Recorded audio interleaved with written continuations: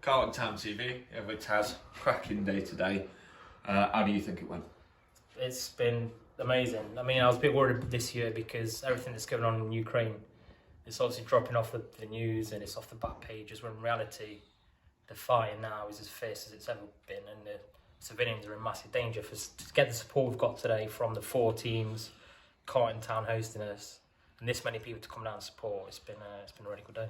Yeah, the weather obviously was beautiful. You had, it's obviously, I know you've kind of curated the day, but you've had a lot of people around you volunteering as well. How helpful is that? Yeah. And if you want to mention anyone that There's so many people to mention. I don't want to do it in case I forget someone, but I've had a team of volunteers that they've all come down giving their time up for nothing. The stalls, they've come down giving their time up for nothing. Obviously, Mick's giving us use to the ground. We've had the 4 teams this year, which are different to last year. So we've had Ukraine, England, Poland and Ireland, which has just meant the right mix of people, and it's been, like I say, a successful day. You mentioned obviously the fact we've had 4 teams. That's different to last year. Do you see that being like how you'd go forward for next year? How do you find the new format with the 3 matches on the day? I thought it went really well. And the 25 minutes each way, obviously it's more of a vets tournament, so it worked quite well because a few of the lads are quite old. I mean, fingers crossed the war's over by this time next year, and I mean, there will still be need for it, but it would be nice. I'm sure the Ukrainian community, because Carlton have been so good to us, when the war's over, we'd still like to get involved and help, a different charity. So we'd like to, keep this going if we can.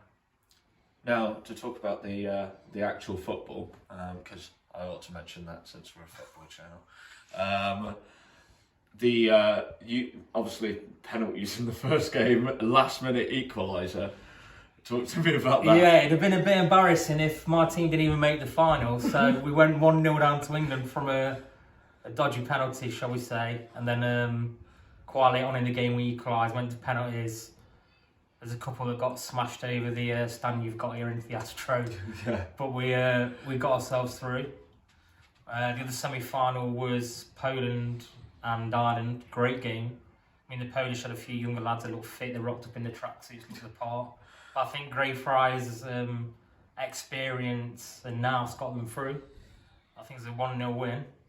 And then obviously in the final, Greyfriars have just picked, the Irish team have picked Ukraine 1-0. So every game's been competitive. And that's what you want. Even though it's a charity event, you still want it to be, a competitive football event. Yeah. So it's been, on the pitch, it's been a massive success. No one's been rolled over. No team's looked out of place. It's been a really competitive. I played in good spirit. Like, there was some hard tackles going in, but it kind of ended there, nothing spilled over, really good.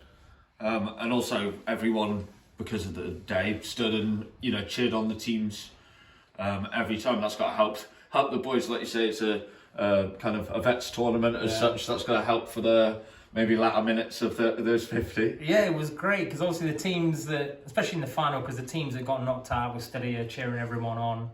And like I say, those last few minutes when we're flagging and blowing, it was just nice to hear everyone cheering on, old people, young people, kids. It was, absolutely fantastic. Is it looking like you've raised a lot of money today? Yeah, we've raised a few quid. We're lucky to have sponsors. People have been chucking in on the gate. The draw's gone well from what I can gather. The cake store. I know the lady, Sally, who's been in the glitter this, glitter that, she's been busy all day putting glitter and rainbow stuff in kids' hair. So yeah, it's been a successful day, and it will carry on later with the Greyfriars. And I will finalise the interview with just allowing you to speak about the situation in Ukraine. I know you've loosely touched on it already, but we've got the platform, you've got the voice. Yeah, just want to tell people to keep supporting Ukraine. It's, like I said, it's fallen off the news, but the fighting now is as fierce as it's ever been, especially around a town called Bakhmut. And every Ukrainian now knows someone personally that's lost their life in the war, whether they're a civilian or in the forces or they volunteered. So it really touches. Every Ukrainian is personally involved in that, or they were from the start. So I just plead everyone, keep backing Ukraine, keep supporting it, keep sharing stuff on social media about it if you can. And we appreciate all the help. And once Ukraine win this war, which they will, they'll never forget the support that people have given us. So thank you very much for that. Thank you, Taz. Cheers, Josh. Thank you. Much love.